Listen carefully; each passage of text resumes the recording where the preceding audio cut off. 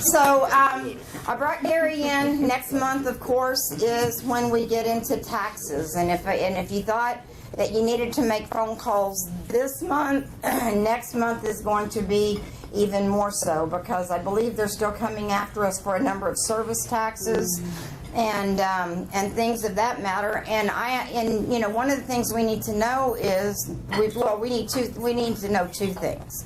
We need to know what the heck happened to our money, where does it go, and are you running for governor? So, so, without further ado, please join me in welcoming our state auditor, Gary Jones.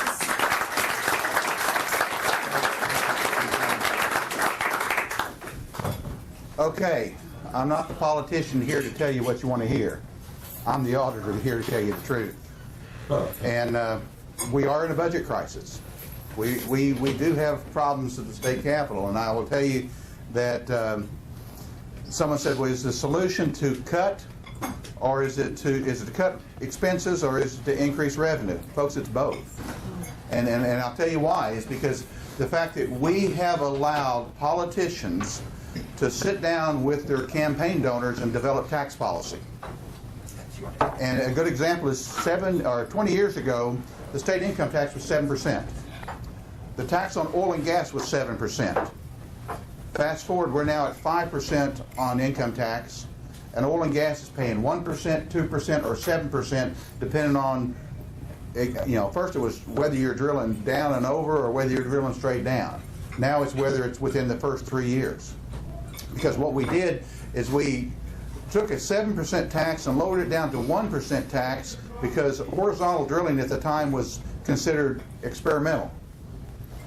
So now it's not only no longer experimental, it's you know, 99% of the drilling is done that way. So what they do, instead of removing that exemption and taking it back up to 7, they said, okay, what we're going to do is we're going to compromise. And you had the discussion between, it's not fair between, because if you drill vertical, then your tax is 7%. But if you do horizontal, then it was 1%. So they came back and compromised, said, here's what we're going to do. We're now going to make it 2% for everybody in the first 3 years. Now keep in mind, this new technology is so efficient. When you go down and take off through the zones, you can get 80% of the oil out in the first 3 years. So we're giving them incentive to come in and take the oil out at a lower rate and deplete those reserves. So, you know, I came back and I said, hey guys, let's look at this. So what we basically have is between some of it's 1% because it was done before this was changed, some of it's 2%, some of it's 7%. The blended rate, meaning that if you take all of them and say how much is 1, how much is 2, how much is 7, and you average it out, is 3.1. You know, North Dakota, who has a huge surplus, is at 7. So I said, you know what, if income tax is okay for us to pay at 5%, let's make oil and gas 5% across the board. And let's also, for many years now, we have been subsidizing wind energy, and a large portion of that is being generated and sent out of the state. So I came up with what I call a 5-5-5 plan. Keep the income tax at 5, do oil and gas across the board at 5, and to put a 5% tax on the generation of wind energy. It generates $206 million. Actually, the oil and gas is 206, the wind is 17 million, so it's $223 million. And I said, we have areas in government that we're spending too much, but we have areas in government that we're neglecting as well. So my plan is kind of a Dave Ramsey type plan. You cut out every non-essential expense. In fact, the governor 2 years ago said that we should cut 10% of all the non-mission critical expenses. I said, no. We should focus on cutting out 100% of all non-mission critical expenses. If it's not critical to the mission, why are we spending it? And the other thing we have to do is we have to fundamentally reinvent government in Oklahoma. You know, the reason we do things in Oklahoma is because we've always done it that way. The budget process is extremely flawed. I mean, when you go through and you look, right now what they're looking at is they got a few agencies they're trying to tweak and adjust their budgets, but everybody else, their budget's going to be based on how much did you get last year, figured out by how much is your shortfall. So if you have a 10% shortfall, you're going to get what you got last year less 10%. Well, what that means is the agencies that are bloated and spending too much, they get a cut, but the agencies that are lean and doing what they should be, they're getting a cut as well. In fact, what they do is, now what they found is, the big thing now is taking money out of these revolving funds. Well, a revolving fund in some cases is your operating account. A good example is, we saw this shortfall coming years ago. So we used to have a chief of staff. When I first came there, we had a chief of staff, a public relations person, we had in-house attorney, we had administrative assistants. We've eliminated all those positions. We now have 9 more auditors than we had before with 1 less person because we've eliminated all those other positions. So we're getting more done because we're focusing on what our mission is. You know, we've done things. We don't buy ink pens anymore. We buy refills. An ink pen costs $2.79. A refill costs 79 cents. I mean, you'll see people in our office carrying around. They'll have the little thing that the little keeper broke off. But as long as we can put a refill in it, we use it. We negotiated our contract with Xerox, and Xerox said it's so much for color copy. Color copies are expensive. So what they said was, we'll charge you this much for color copies, but we won't charge you for black and white. Well, guess what? We put a moratorium on printing color copies in our office. You have to have written permission to do a color copy. So what was $525 a month is now $122 a month, and Xerox is going, my God, what did we do? But that's what we do, because we're accountants, we're auditors. We know how to find the pennies. And you know, there are areas out there. I mean, here we are. The governor puts out an order that said we're supposed to have a hiring freeze and a freeze on raises. And then we discovered, how many of you read in the paper about the tens of thousands of raises that were given, some of them up to $60,000? Well, that got in the paper because I gave it to the paper. And so what they were doing is, they said, well, it had to be approved by a cabinet secretary. Well, and then they do a study. I love this one. They do a study by the Hay Group that says Oklahoma state workers are underpaid. So what do? They pay the top bureaucrats give them huge raises and tell everybody else there's not enough money for you. I mean, when the one director goes from $108,000 to $172,000 when you're short of money. I mean, how do you explain that to your people? When the people across the hall that hold the same titles as your people are making $30,000 a person more. I said, folks, that stuff's got to stop. We need to go through, and I'm going to end with this. Preston Dorflinger, who's the head of the Office of Management Enterprise Services, OMES. They don't like to be called OMES, but we refer to them as one big mess. Because what's happened is they've added extra layers of bureaucracy and called it consolidation. Folks, that's not consolidation. Consolidation is when you come in and you combine something, you have economies of scale, you're able to eliminate things and actually do it more cost effectively. What they're doing now is more costly, and it's extremely burdensome. I mean, trying to get something done through them is almost impossible. But about 2 years ago, Preston Dorflinger stopped me in the hall one day and said, Gary, great article in the Washington Times. I said, what are you talking about? He said, you're quoted throughout this article in the Washington Times. I said, Preston, I don't know what you're talking about. I haven't talked to anybody in the Washington Times since I was on the RNC, and we used to go to dinner with Ralph Hallow, the political writer for the Washington Times. He said, well, let me send you this article. And the article says, Fed should follow Oklahoma's lead. And then it goes through and says, Governor Fallon's auditor, Gary Jones, has proposed a needs-based budgeting, which is a great way to reduce the excess in government in a painless manner because it's based on what's needed to operate the agency. It's a modified version of zero-based budgeting. And then it goes through and quotes, I did an op-ed that went out to 50 papers. It quotes me from this op-ed. And the bottom line said, Washington, are you listening? The problem is we're not doing it in Oklahoma. I mean, our budget process in Oklahoma right now starts out with agencies dealing with the Office of Management Enterprise Services Budget Office, and they develop the governor's executive budget. And then what happens, she delivers that at the State of the State speech, that gets thrown out. Then you get the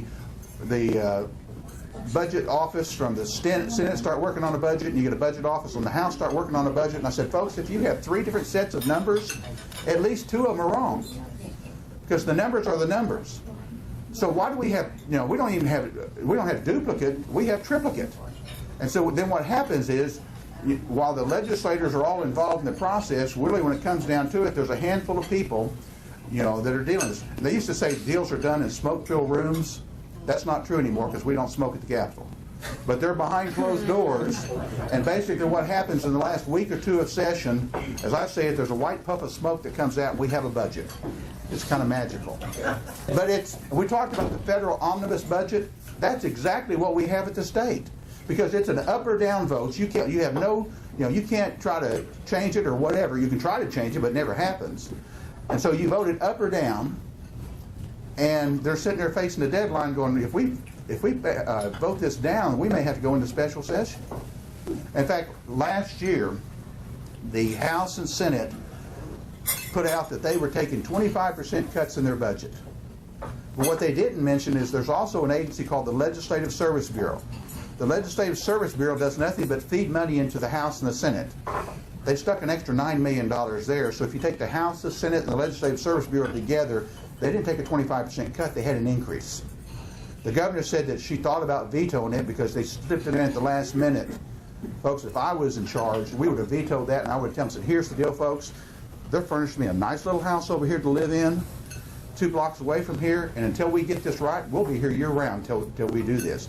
That's what's happening right now. We don't have enough leadership that really stands up and says this is what we need to do. But I could talk all day. Like I said, we've got to figure out how to do it differently. What we're doing now is not working, and we need to fundamentally reinvent government. And so it's time that we did that. So with that, I actually this morning, it's kind of funny. You burn the candle at both ends when the lady that checks you in at the hotel checks you out of the hotel. And but I've got 3 different things, so I'm gonna have to leave here in just a minute. Yes, you had questions? Yes, sir. There's a gubernatorial candidate that says if they're elected, they're going to call for an audit of every department, every commission, every agency. Is that possible? Can that be done? Oh, it's possible. It's not feasible. And the thing about it is, what you need to do is you need to do a risk assessment to determine where the greatest opportunities for savings and where the greatest opportunities of risk are, and you need to do those first. You do it in a logical, systematic order to be able to get those done. But it sounds good. I mean, and I know 3 of them that were named. We've actually audited. I think I invite you to read those audits. Yes. Where are you at on the campaign? Exploratory, I think is what he said. Yeah, and actually, how many of you were at the Tulsa convention? As I got ready to walk up there, and I just thought about it as I was walking up, I realized that was the last time that I would address the Tulsa County Republicans before I was turned down. And so what I said was, at the time was, I'm putting together an exploratory committee to look at everything from going home and being with my wife and grandkids and feeding cows to running for governor. Well, all they heard was running for governor. So I started looking at that. I've never had this burning desire to be governor. I grew up. My first semester of college, I was in accounting classes. I wanted to be an accountant. I wanted to be an auditor. But at some point in time, you realize if you want something done, you're going to have to do it yourself. That's why I became chairman of the Republican Party in 2003. Not because I had always wanted to be involved that deep in politics. It's because I saw a void there. And I will tell you, folks, we have a void. And I'm about 99% sure now that I'm going to run for governor. And they said, well, what's the 1%? Well, my parents are elderly. Both of them are having health problems. My dad's 89, my mom's 88. And family comes first. And so that would be the only reason I would not do it. But what I'm going to do, though, is I'm going to do what I've always done, because it took me 3 times to get this job. Literally, it took me longer to get the job than I get to stay because of term limits. But I every day get up and I'm thankful that the people of Oklahoma and people like yourselves work to allow me to get this job. And I'm proud to say that I can say that we've left it better than we found it. But I'm going to work every single day doing my job, and I'm not going to neglect that. Now, that puts me behind the 8 ball in the fact that other people can get in a state vehicle, drive around, and campaign all the time. But I'm not going to do that. But I pray that there'll be somebody that'll stand up that truly understands the problem, has the ability to fix the problem, and has a realistic opportunity of getting elected. And so far, I haven't seen that. Yes? Going back to the taxes that oil companies pay, I mean, they pay income taxes on their profits like every other corporation. Sure. At the same rate. Right. So what you're talking about is an additional tax that's only levied on them. It's a gross production tax, Sure. right? So in other words, that's the state taking money off of the top of their revenues. Okay. So it's like, why do we, I mean, to me, that seems discriminatory, and it's like, you know, getting the goose that laid the golden egg. Sure. Okay, you pay property taxes on the value of your property, right? Property taxes on the land out there that has minerals underneath it are paid at a farm rate, an extremely low rate. So ad valorem taxes are paid in lieu of those taxes, because like Alaska taxes them on the value of the minerals. The mineral value of that is so much more than the value of the agriculture value of the land. So in lieu of, you know, I can make the same argument. Okay, so You pay income tax, but you pay taxes on your home, or you pay income taxes and you pay taxes on your business, the value of your business. So this is in lieu of. Right, that would actually work better for them, because if you don't want to take the stuff out right now, you don't have to pay a tax. You'll only pay it when you extract it and sell it. Right. Okay. Yeah. So there's the trade-off there. I mean, and they say, well, you know, if you go from 2% to 3%, we just won't drill. Excuse me, you're paying $5,000 an acre for the right to drill plus 3/16 and all the other costs. That is a minor factor in how much that is. The other thing too, why are we giving them an incentive to pull it out at 2% at the lowest prices there are? Folks, we got to have long-term planning. I said, if you know, we need to be able to level that out. Our problem now is our budget is like this, and so we're in crisis management. What we need is a steady budget. You know, granted, I'm as conservative as anybody in this room fiscally, and probably socially. I'm going to ask you, what are the most egregious tax ideas that the governor has proposed that are still on the table? Well, the idea of taxing all the services, do you realize what a bureaucratic nightmare that will be to collect those? I said, the other things, there's all these hidden taxes. What they want to do is they want to nickel and dime you to death. Right. And then it's because you don't notice it. So because you don't notice it, but the question is, do you end up with less money out of your pocket than you did? Then guess what? Between fees and taxes, I don't care what you call it, right, they took more money from us. That's right. I would rather have it simple out there, knowing exactly what it is, everything transparent. Things like these tax credits. Well, let's put a moratorium on tax credits till they're reviewed, and then don't ever do another tax credit. Do a rebate. If you think it's something worthy, I mean, it has to be voted on in public. You know exactly who it is. You know how much. You know when they're going to cash it in. Because we have hundreds of millions of dollars coming in tax credits that we don't even know where they're at, who, you know, when they're going to cash them in. So how do you budget for that? Yes. Question. Do you feel like the OEM has tried to thwart you from doing some of your job, or is there any conflict between you and that? Oh, yes, absolutely. Absolutely. It's we tried to get a bill passed that was patterned after the state of Washington, where it allowed the office to go in and do performance audits on every agency in the state, and we do a risk assessment to determine what to do. It passed the House and Senate overwhelmingly in committee, passed the House like 92-7. Could not get a hearing in the Senate. A gentleman by the name of Clark Jolly held it up. Well, he also had a bill, and what he said was, it was growing government and giving us too much power. What we said is we provide transparency and accountability. What are you afraid of? Too much transparency or too much accountability? So at the same time they're doing that, they create this accountability bill that sets up performance teams in the Office of Management Enterprise Services. They give them more money to do that. And they said it was patterned after the state of Virginia.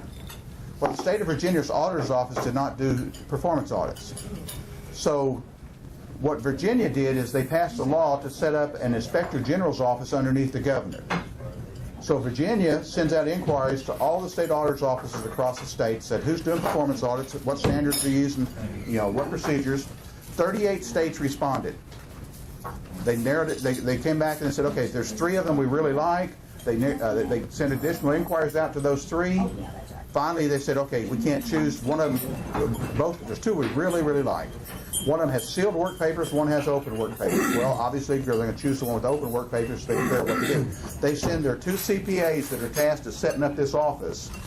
They spend 3 days with that office, and they pattern their new Inspector General's office after that state. It was Oklahoma. So here we are, we're passing a law, and they're getting $1.7 million for these performance reviews. We asked for $1 million to do performance audits. We have yet to see a review they put out. Have you seen one, Nathan? And then now they passed another bill that goes through that says we're now going to set up a Citizens Commission.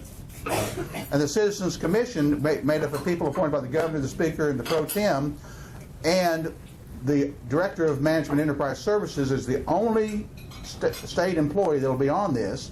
They say we're doing this so it'll be nonpartisan. We don't have any. I said, you know what?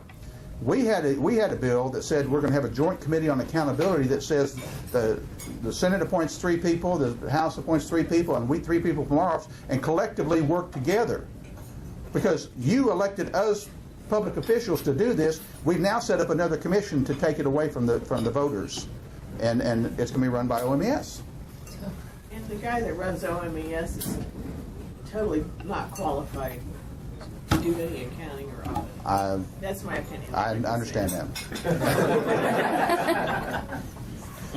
Any other questions? Yes. Would you be in favor of doing away, you talked about earlier about reinventing Oklahoma government. Right. Are you in favor of doing away with the authority boards and commissions aspect of our government and putting them directly under the executive so there's more direct I think one thing that we need is we need to go through and we need to consolidate a lot of them. I mean truly consolidate, not what they've been doing. Truly consolidate, and then we need to eliminate a lot of them as well. I mean, it's what we've done is we've shirked this responsibility off on so many different people that the state government has very little control over them, even though it's state money. So, yes. So, Gary, you just made a great point there. So, whenever Governor Fallon took office, she had a group of business people around the state and other political leaders, and you know who it was on this commission. I had to be on that commission. Sure. And there were 660 some odd boards, agency boards and commissions. And so, I think it was 660 or 661. So the conversation, you could tell after a little while, it was about closing one, but giving the other one that was consolidating the same budget or more. Right. And I asked a question, I said, are we really trying to save money or just eliminate boards? And never really got an answer, and so I resigned. But it's just a bunch of crap. It is. And here's the thing. That's a bad word to use, I guess, in a public setting. That's a good word. It's the proper word for BS. And this is where I'm at. If you find yourself in a financial crisis in your business, you don't call in the salesmen, you don't call in the cheerleaders, you don't call in the lawyers, you call in the auditors and the accountants. And I hear people say, well, I'm going to set up this blue ribbon commission and do this and do that. I said, you know what, folks? I can start making cuts from day one. I mean, I have a list right now that, because if you do what we did, I mean, at one time the auditor's office had 178 people. When the first person I hired was a guy that had 25 years experience, had been a deputy auditor for 5 years, didn't have a political bone in his body, but knew more about government auditing than anybody in the state of Oklahoma. He said when he went to work for the auditor's office back in 1983, he walked into the office and said, man, there's a lot of people here. He said, how many people work here? And the guy looked at him just as straight faced as could be and said, about half. I said, and I can tell you that every single person in our office has a full-time job. I mean, we sit down, we start figuring out how we're going to eliminate positions. We said, okay, we can take this and we can do this and combine these. But we didn't turn around and give them $30,000, $40,000 raises because they're now doing the job of 2 people. I said, if they can do those jobs in a 40-hour week, it's not them doing the job of 2 people. You had 2 jobs that one person could do. Right.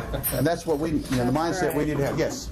So if you get elected as governor, are you going to be able to make the changes in what are you going to have the approval of the House and Senate? You're really not going to be able to get that much done because you have to get the whole thing changed over. You'll get it done. And I'll tell you how you do it. The first thing I would do if I got elected is I would call in the leaders of the House and Senate, both Democrat and Republican, and then have meetings with all the senators and all the representatives and say, folks, let's sit down and figure out what the things we want to get done, the things we agree on that need to get done. And then this is what we're going to focus on. And this is only what we're going to focus on until we get those done. Because I'll veto every single bill that you send me that's not on this agenda, and we'll stay here year-round, because like I said, I got free housing for a full year. And the other thing, too, is there's a deal called initiative petition. If you can't get something that is so obvious that needs to get done through the legislature, you take it to the people. And you go back and say, folks, we will circulate petitions, and we'll put it on the ballot, and we'll vote these things in and get them done. Because anybody that knows me, I'm the Tulsa World said I'm the least popular person at the state capitol. I don't care with those people because I'm not serving those people. I'm serving the citizens of Oklahoma. Because this is not about my political future. This is about the future of my grandkids. And when you're talking about my grandkids, we're getting serious. And it truly is just about the future of my grandkids. And someone said, you won't win. I said, you can't. The millionaires and billionaires behind somebody else. I said, you know what? We still live in a country that on election day, everybody counts one. And even though corporations put up money to put your plan together and so you don't have to spend money out of your campaign account and everything else, those billionaires on election day still count one. And that's what I'm counting on, is that I get more ones on election day than the other people. Yes? You had talked about something at another meeting I was at that really impressed me, and that was a bill that you'd worked to get through the House and Senate and was then vetoed by the governor to, basically the bill would require state agencies to disclose all of their income from all sources so the legislature could see what the total picture was. Am I saying that correctly? No, actually the bill that got vetoed was the Joint Committee on Accountability. Okay. And let me tell you what happened on that bill. When that one came through, that one got held up to the very last day. And Senator Clark Jolly was one holding it up. So finally, he released it and let it be heard. And the senator called me that was carrying the bill and said, I got good news and bad news. I said, what's the good news? Jolly's going to release the bill and it's going to get heard. I said, great. He said, the bad news is he's convinced Denise Northrup to convince the governor to veto it. The bill passed through 47-0.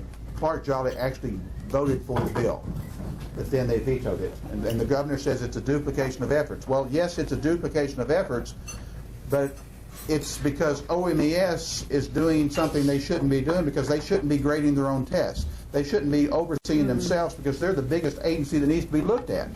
And I've said, if I become governor, I will slaughter that pig and make it in a manageable where we can manage it and see what's going on. And it is a pig, you know. So yes. If you become governor, which state auditor candidate would you prefer working with? Right now, Cindy Bird, who works in our office. Cindy's a Republican that lives in Colgate, of all places. She's been with the office for 20-something years. You know, we had a 6-year backlog in county audits, and whenever I became, she was a supervisor. She wasn't even a manager when I came in, and because they said if you didn't hunt and fish in southeastern Oklahoma, you didn't get promoted. Well, we made her the manager, and then put all the county office managers together, audit managers together. She put together the plan that allowed us to get caught up. She's a CPA. She's got 21 years experience. She is an extremely hard worker, very bright, and so I'm supporting Cindy for that because it's important that we maintain the team. People were scared to death when I came in. I was going to fire all the Democrats and bring in a bunch of Republicans. Of 113 people, I can't tell you what the registration is of 5 of them. And I don't care, because as long as they're doing their job, and so we need somebody that, number one, that understands it, that understands the value of holding together a good team, and has the mindset and the initiative to go out and do what needs to be done and not be intimidated. Are you telling us Cindy then is a Democrat? No. No, Cindy is a Republican. And here's the thing. Because you need to know that when you're running for office, because that's, you know, you go one track or the other, or you go independent. So that's important when you're running. But once you're sworn in as an auditor, that's not a factor. I mean, people will tell you that there's as many people that we've written up. In fact, there's more people that have been indicted that are Republicans than Democrats since we've been in office. You know. So, Thank you very much, Gary. thank you. Appreciate it. Thank you. I've got to run.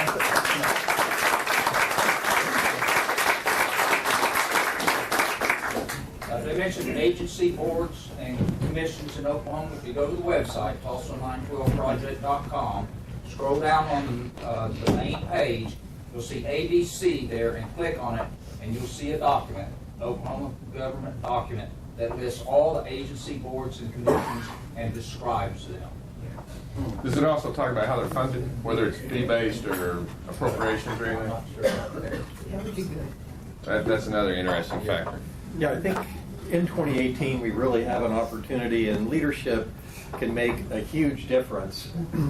Our governor, the way that it's structured, the office is relatively weak as far as direct powers, but somebody with leadership, and we've elected a number of conservative legislators, not a majority of the Republicans, but we're starting to get a critical mass of conservatives in the legislature, and with good leadership, we could really start to move Oklahoma forward much more rapidly. I just feel like we're just kind of mired in mediocrity. And not plugging Gary necessarily, but I really like a lot of the stuff that he talks about. I've asked questions, for example, about that deal on the oil companies for a while, and Gary just explained it in a way that made, total sense to me. So anyway, next is David McLean. I've known David just a little while. He ran for state senate, and we did real well in the primary and then just got blown to pieces. It was just a total shock on the general. And then David just ran successfully for chairman of the county party. I've had a couple of conversations with him since he took office, and I'm just so pleased and impressed with the energy he's bringing and with the talent that he's beginning to attract. I think that he's really going to have a very positive impact on our county party. So, David, please talk a little bit about kind of what you're doing and how things are going and whatever else you want to talk about. Well, I'm honored to be here this morning. Very excited to be here this morning. Honored because I get to stand before a class group of patriots who not only love their grassroots and their local politics, but embrace their state and their federal politics just as seriously. It's a very serious time we live in. It's a very serious place that we're at, not just locally, but at the state and the federal level. And I find it interesting. There's about 27 things that were going off of me while Gary was talking about audits and budgets and things that need to take place. I can preach all day long on the federal money that pours into our state, that goes to these different departments that bloat our government, that are never talked about, never audited, and things of that nature, but that's not what I'm here for today. I would love to go there, trust me, but I'm not called to do that today.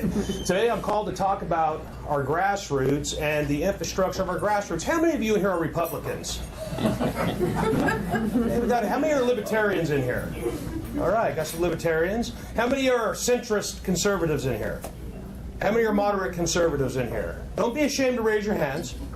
Okay, there we go. But we can all agree that we're Republicans, correct? We're Republicans. We have a common enemy, and it's not Republicans, it's Democrats. And we see that we're losing the branding of our party. The branding of our party is the promise of our party. What is our promise of our local party right now? What is it? I began to take a look at this quite some time before I made a decision to run for the Tulsa County GOP chairmanship. And because I believe it's absolutely important that we have a vision, that we have to have a branding or a promise that is at the local level of our grassroots. And this is very, very important because the branding of that is going to become the messaging of our messaging box. We're losing the war of messaging right now. We're losing the war of messaging in the city, we're losing the war of messaging in the county, and we're losing the war of messaging in the state. We're losing the war of messaging in the state when it comes to education. We're losing the war of messaging at the state and the county level when it comes to spending. We're losing. You see, there's so many different fronts that we have been attacked on, and we don't seem to be boxing our messaging appropriately. And I'll tell you where that comes from. That comes from leadership at the grassroots up. Guys like me who vet candidates. Part of my job as your chairman, GOP chairman, is to vet candidates. Do you sit firmly on our platform? Do you believe in our platform? I'm not here to promote an ideology. Well, I take that back. I guess I am here to promote an ideology. But what I need to confirm in all of us today is we understand the difference between an ideology and a principle. You see, ideology comes from a group like this or political guy like myself, our political affiliation of the Republican Party. But a principle, folks, a principle is something that you'll die for. You believe in. This is vertigras. This goes further back and is bigger than us. This principle of liberty. Life, liberty, and property. Because before there was law, there was life. Before there was law, there was liberty. And before there was ever a law written, there was property. These are the three unalienable rights that the Father has given to us that if we don't get our messaging right, we have a blue tidal wave coming at us. One, with special elections. Two, their messaging is on point. And right now, they're eviscerating us because their messaging right now is boxed better than ours. Now, where does this start? Where does this infrastructure begin? Well, let me explain to you where it begins. It begins at the precinct level. When information is choked off to our precincts, when our data is begin to be restricted to our precincts, all of a sudden we have to hit the default button and we have to turn to people to tell us who is a good candidate and who is not a good candidate. People who have their own desires in their hearts to get done what they want to get done and their own agendas, but they don't have our agenda at heart. So immediately when I took office, we went through and we began to restructure all of our data immediately, just so you know. And we began to get that data to flow back to our precinct levels. We've begun to give some flexibility to our precincts and their meeting places and things like that upon request. Not only that, we're all Republicans. We're all Republicans. Let us not forget that. And the exciting thing is, if we could just come together, get our messaging right, rebrand our party with a new promise, because I'll tell you, honestly, the promise of the Republican Party has been broken. It's been broken to us. It's been broken at the state level. It's been broken at the federal level. The promise is broken. So it's up to men and women like us to sit down, open up a discussion, and find out what the new promise is. What does it look like? Where does it begin? And I'm going to tell you something, folks. It begins at your precincts.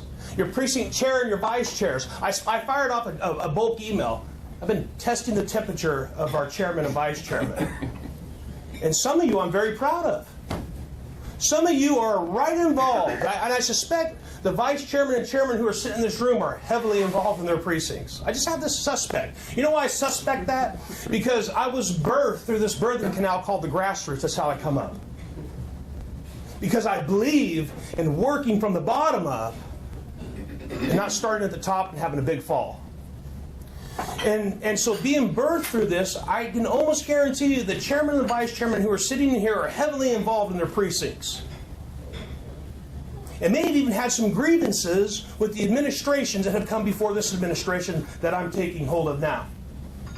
For sure. I almost guarantee it. But understand this, those days are gone. Those days are old. So in order for me to reconcile our party together and our grassroots groups together, we have to have one common consensus. Our enemy is the Democrat. Boldly, the Democrat. The progressive Democrat, the so-called conservative Democrats. Have you seen Mr. Inman's commercials, how he's trying to swing center here? Have you seen the Democrat who's announced for the gubernatorial candidacy? How he's swinging to center? All of a sudden, they're the fiscal conservatives. Think about this. They're the moral side of an immoral ideology. That is perverted. And it's broken from the foundation. Look, we have a great foundational structure called vertigras in us. Liberty. We just discussed that.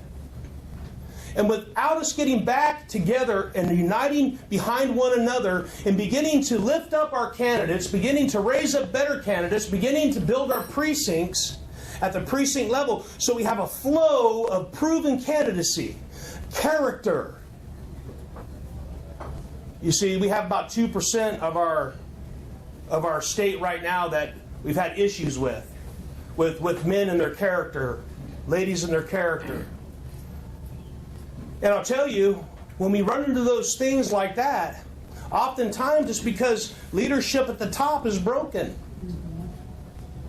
Now look, I'm not against anybody. You understand that. I'm your chairman. I'm for all of the candidates. I'm for all of that. But really, I'm here to protect our platform, rebrand our party, bring some invigoration back to what we do. Because if we don't do that, and I'll tell you, here's something that's very, very interesting to me. I was told several times, David, you're going to ruin yourself. Don't do this. Do not run for this seat. We expect more from you. I mean, literally. No, I was one of them. Yeah.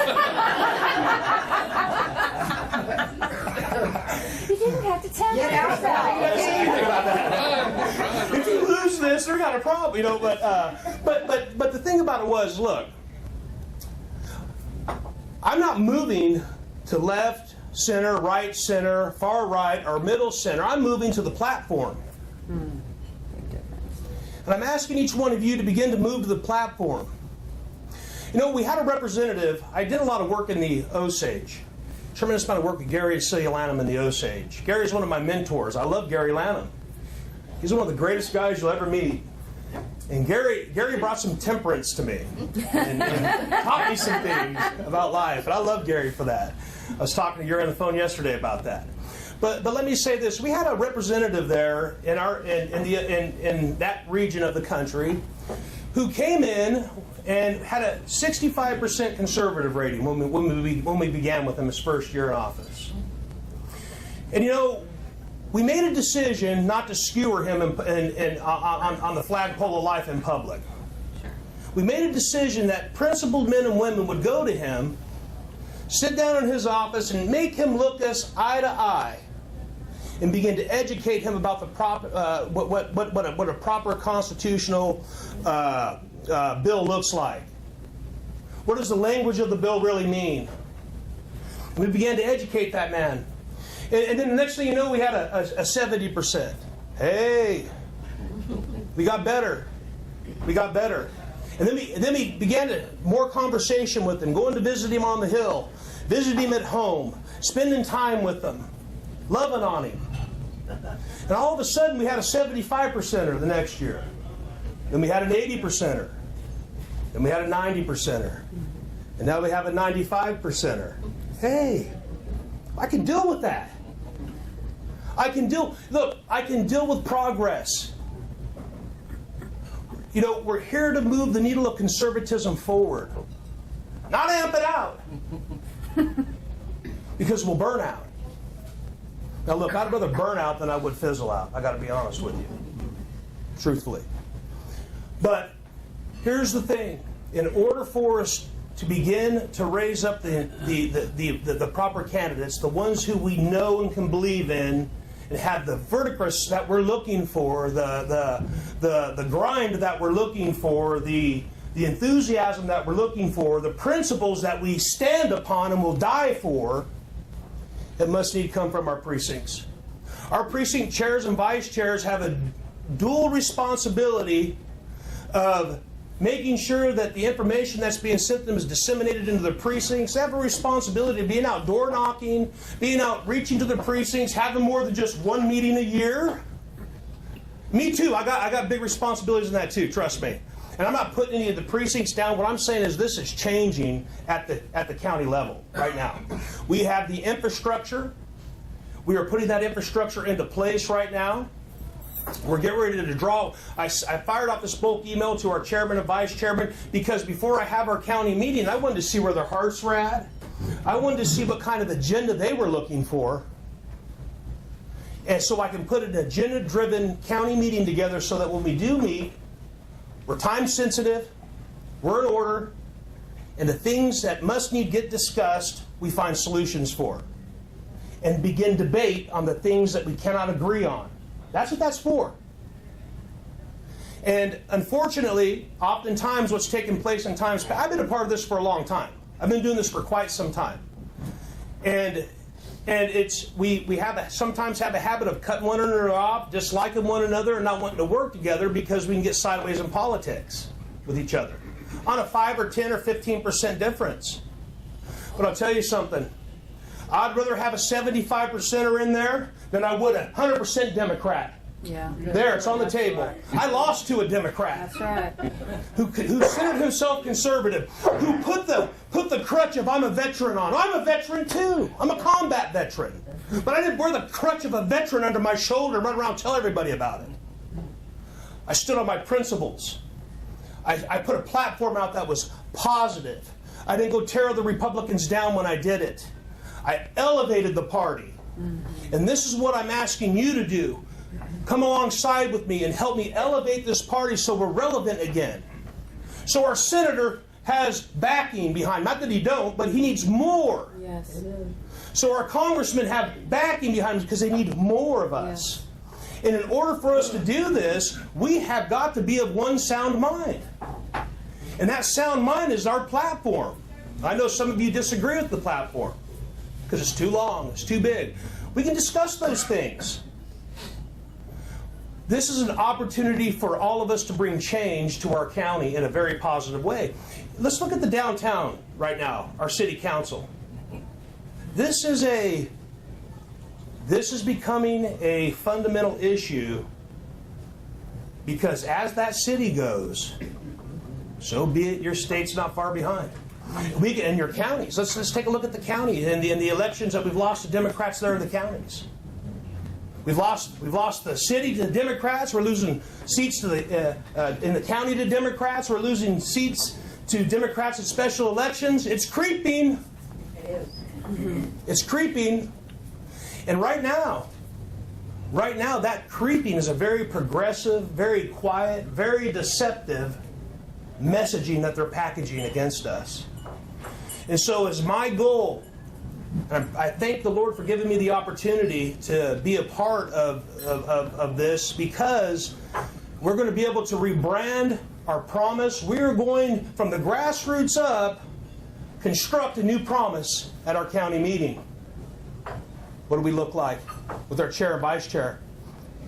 Our chair and vice chair who are not actively involved, well, we're going to be talking with them very soon at that county meeting. There are some requirements here. Listen, there are requirements. The laissez-faire attitude, we are plucking that out and setting it over here. Because we have to. Because, ladies and gentlemen, if we don't, irrelevant isn't the word that we're going to be. And it's unfortunate that it's come to this place. I believe this is the danger of having supermajority here and a majority there. Right. I just think that it at some point becomes more of a hindrance than a help because we become very critical with one another. Isn't it more powerful if someone comes to you and says, listen, here's the problem with this. If I bring 2 or 3 friends, 2 or 3 witnesses with me, and I go see my representative, and I say, here's the problem with the way you're voting. Here's the issue. Explain to us now why. And then, when they're done explaining, give them the tools they need to be able to start combating the vices that are around them, the spirits that are around them, the things that are controlling them, give them the tools to be able to defend themselves with knowledge of what bill language means. Do you know before I ran for office, I knew how to read the language of a bill? Did you know I knew how to write a bill before I ran for office? Did you know I actually knew what precinct I lived in? No. We've run into this. We've had people coming in wanting to run for office and seats. Well, what precinct do you live in? Terry can tell you this. Terry, what did they say? Well, we're not sure. Could you tell us? Where have you been involved within the party? Have you worked at the local level? Have you gone and knocked doors for your chairman of your precinct? Have you reached out to your neighbors? Do you know what the Republican platform looks like? Have you ever seen it? Have you read it? Have you read the state constitution? I know. See, here we go. But look, if we don't know, ignorance will put you on an island. Oh man.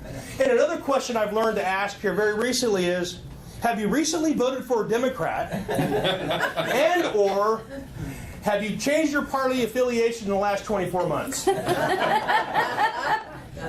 Yeah. I'm learning. I'm getting educated.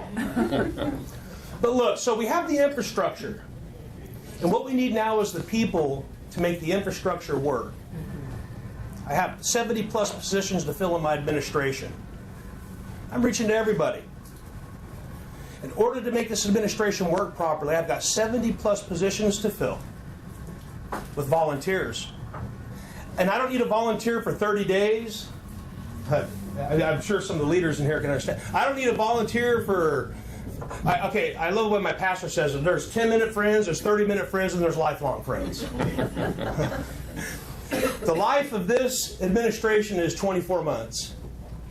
And so if you would like to volunteer and come alongside me and help your party become relevant again, I need a commitment of 24 months from you. 23. 23 now. 20, thank you, my love. 23 months. She's here. It's better. We've been here for 4 weeks. I need a commitment of 23 months from you. At whatever level of time, money, and energy that you can put into this. Because trust me, it's going to cost you your resources. It's going to cost you your time, your attention. It's going to take time from your family. All of these things, it's going to cost. Because I'll tell you something. Nothing is free. That's right. Nothing. I was at the doctor with my son one day. He was a little boy. He's a grown man now and married. He said he got a sucker because he was a good boy. And he says, Daddy, I got a free sucker. I said, no, son, nothing's free. It costs somebody something somewhere. You see, it cost that doctor something, and he gave that to you because you're a good boy. He rewarded you with a gift. So that's called a gift. It's not free. Because it costs somebody something somewhere. And the work that you'll put into this party is going to cost you something. And you need to know that. And it should cost you something. It cost the founders of our country everything. It's cost men throughout the ages everything. I promise you, we have senators at the state level. We have our representatives at the state level. In some instances, it's costing these men everything. And women everything. And it should, by golly. It should. Because liberty is not free. Amen.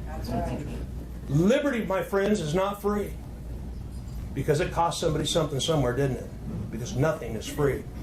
And I'm not asking you to give of your time freely. What I'm asking you to do is consider the cost before you come to me and say, hey, I want to be your volunteer. Because I don't want any voluntold around. My nephew, he was helping me one day work, and he said, I said, you're a good volunteer. He goes, no, I'm a voluntold. Okay. I don't want any voluntold. I need volunteers. And I need help. And it must come from the grassroots organizations that surround our Republican philosophy and principles on our platform. And so when we get this conservative in office that we disagree with, I think it's more powerful for us to go to them, sit down and explain the cause, and if they don't come to it then, over a period of time, well, we as the party handle it. You see, we handle that. And we handle that through the grassroots and our precincts when they're hitting on all 8 cylinders, raising up the cream of the crop to put them in our city councils, our board of educations, our county seats, and then from that cream of the crop, we raise those up to the state level. And then from that cream of the crop, we raise those up to the federal level. That's the way it's supposed to work. Bottom up, not top down. We've had a lot of top down philosophy. And that promise has been broken. That brand in Tulsa County no longer works in this administration. I just want you to know that. So, we have a state convention coming up. Chairman and Vice Chairman, I would you need to be there. That's the 6th. That's next Saturday. You need to be there. Tremendous amount of work has gone into this. We're going to be voting on some very, very important things. Our state Republican chairman or chairperson for the politically correct folks. You see, this is very important. We need you there. We need your sacrifice. Vertigras, the sacrifice. And each one of you are patriots that are in here. So anyway, I just wanted to edify you this morning, to lift you up. And I want you to know that I'm a strong Republican. I'm a Republican. Hear me? I'm a Republican. Yeah, there's another convention I'm concerned about, the district convention every 4 years. Now the president, or the chair and vice chair, could you please get us up to speed on that? I sure will. Okay, so I had never been to a district meeting before in my life. Let me start there. Okay, and so this was very unexpected. Me and my beautiful bride. When you see me, you'll see her because Allie is always with me. She's a part of. She's my new twang man. So Allie is my partner. We partner in everything, whether it be our businesses, whether it be politics, or what it may be. She's with me. But so we came into this District 1 meeting, brother. When we sat down and we went through the normal protocol that we go through, and then there at the very end, the Madam Chairwoman stands up and resigns. And then the Vice Chair stands up and he resigns, which was very unexpected. No one's seen that coming. And then we're sitting there, and I'm brand new. I've been there all of 3 seconds, literally. All of a sudden, someone made a motion that Tulsa County. It was Donnie Tiemann. Let's just put the blame on Donnie Tiemann right now. Donnie Tiemann makes a motion that I take the special for election for the chairman, and we're going to have that here in Tulsa County. So we're honored to do that. So we're going to oversee those elections of our District 1 chairman and vice chairman. And listen, the interesting thing was, I love how the Lord moves in all things. The interesting thing was when Donnie made the first motion, it was kind of a low grumble. When it got real, I almost passed out. I thought, what the heck is going on here? I didn't get it. Of course, I'm a little thick sometimes. And then all of a sudden there's a second motion, and then they have this vote, and there's no nays. There's no nays. So how are you going to have that election? Well, in 4 weeks we're going to have that election here. Anybody that is a registered Republican can put their name in the hat to be the chair or vice chair of the District 1 of District 1. Yep. You do not have to be a district committee man or woman, because Grace and Grace both. Well, that was always my big complaint, that they didn't elect it from the elected people.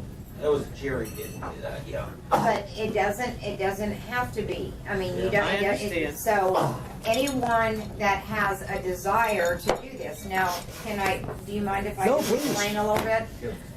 We don't have a convention for 4 more years, because we only have a convention when the president, when we have a presidential election.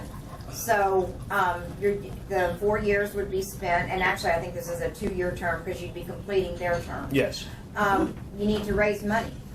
You need to kind of raise money so that we can help out our District 1 candidates and work to get our congressman, is that right? Yes, that's right. Elected. So that's the role of a District 1 chair and vice chair. Right. So, all of you who are registered Republicans are eligible for that. Have there been names mentioned that are interested? Yeah, there's been Pam Peterson's name came up. John McGrath's name's come up, and that's the only 2 names so far that have. J.B. Alexander's considered. And JB, I guess, okay, JB Alexander's considering now. So those are the 3 that names that I've heard so far. And I talked to Pam Peterson. She is, of course, when I hear from these candidates, I call them right away. So I'll be calling JB to talk to him as well. But Pam is out. She can't consider right now because where she's at in life. Go ahead. We all get to go and vote? No. Only the District 1 committee men and women. So. And chair and vice chair. Chair and vice chair. That's right. So vice chair of the committee, precincts get to go and vote? No. Just, Okay, remember when we elected a district committee man and woman? okay. Okay, those 2 people plus the county vice chair and chair. Yeah. So there's 4 people Okay, from so each it's- county that can vote. But we as a whole can't. However, we can lobby those that can and let them know who we Can we would go like to and see. watch? Yes. Oh, yeah. Open to the public. Yeah, it'll be open to the public. Speak to Absolutely. accommodations, have you found a place to hold this? No, we're looking right now. We have a general idea. Go ahead, brother. I apologize, I have to head out, but just to clarify, you said any registered Republican, but they have to be a resident of District In the 1. district. Yes, they do. Yeah, thank you. You have to be a resident of District 1 in order to Those run for little that seat. details, Nathan. Don't get everybody too excited in here. But anyway, and furthermore, just so you know, we have to raise an ample amount of funding to fund the administration and the operation of our administration. And so I would turn to you to fund that. You see, we are putting our budget together, what it's going to take, media, communications, because in order to rebrand the party, the new promise of the party, we're going to have media, we're going to have communications. We're going to have a number of other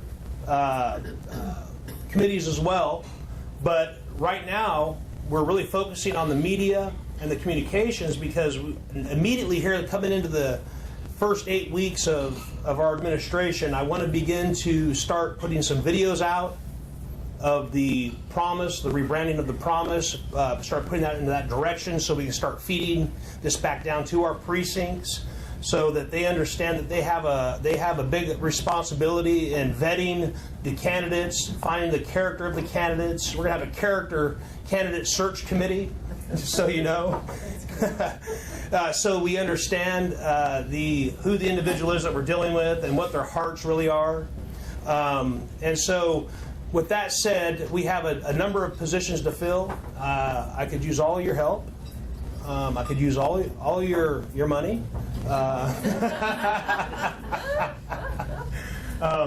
I feel like a beggar everywhere I go. Please give me two.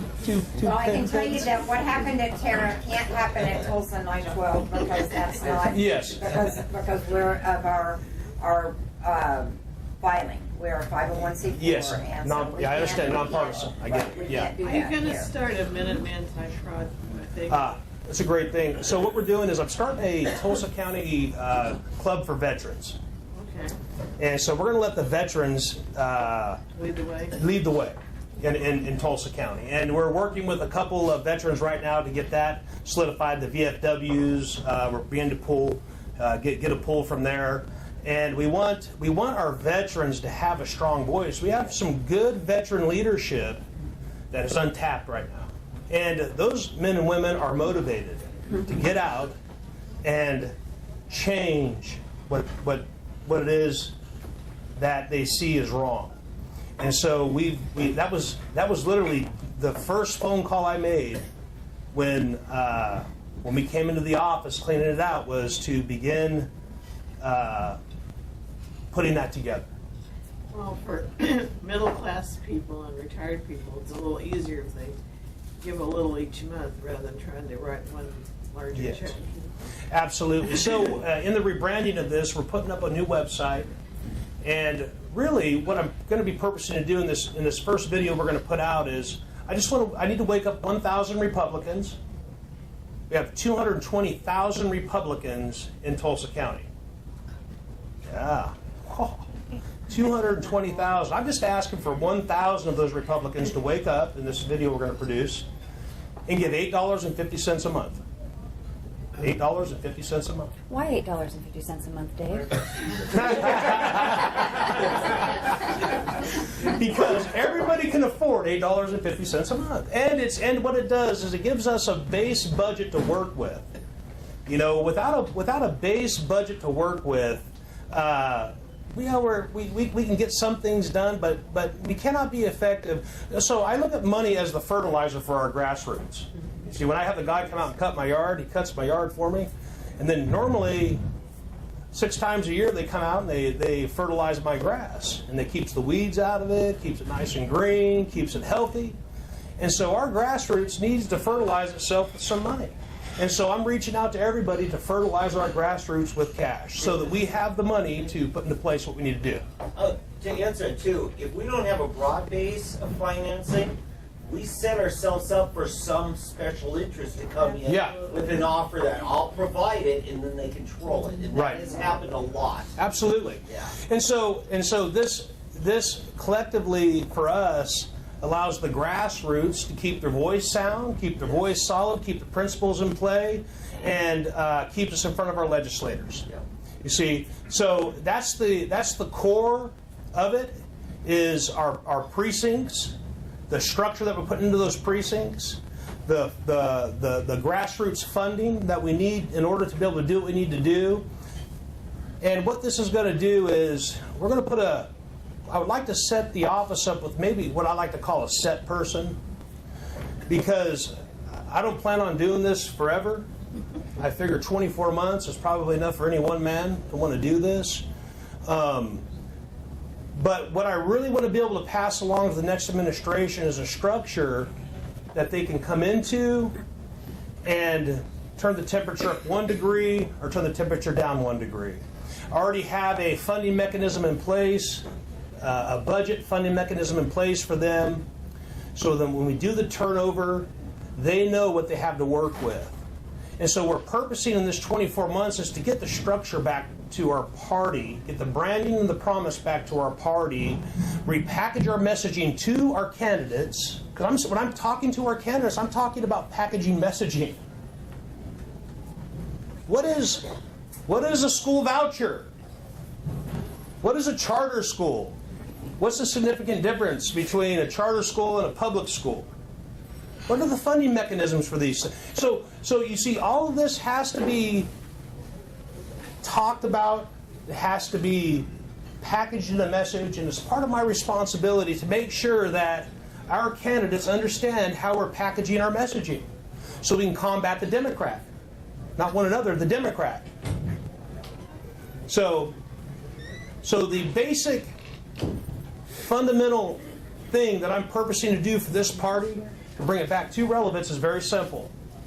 Have the infrastructure in place, have the funding in place, so when and if I decide not to run again next time, and a new chairperson comes in, they have the tools available to them, the funding available to them, to either take the temperature up a degree or down a degree.